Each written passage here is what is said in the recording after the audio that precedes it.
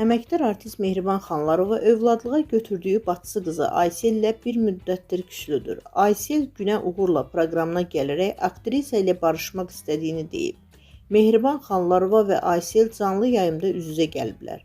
Bacıma hörmət, onu qəyyumluğa da götürmədim. Bacım rəhmətə getdi, 3 yaşından onu böyütdüm. Ona demədim xalayam, bibiyəm. İndi onun 6 övladına anayam, deyə Xanlarova bildirib. Aysel isə yaxşı ki anamdır, o mənim xalam yox anamdır. Heç bir xala belə etməz. Yaxşı ki başımızın üstündəsən, ondan üzr istəyirəm, deyərək aktrisaya barışıq əl uzadıb. Qeyd edək ki, Mehriban Xanlarova Ayseldən rəsmi imtina etdiyini açıqlamışdı. O bildirib ki, 35 ildir analıq etdiyi bacısı qızını bağışlamayacaq. Mehriban Xanlarova bir gün gəlib deyir ki, sən nənə yox, nənəliksən. Uşaqlara deyib ki, anam da, xalam da deyil, Mehribandır. 19 yaşından gedib, məsuliyyətini o ev daşıyır.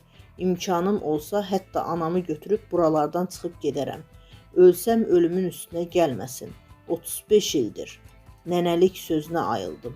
Qız güldü və dedi ki, nənə, nənəlik deyə səbəbi ilə bağlı açıqlamasında söyləmişdi.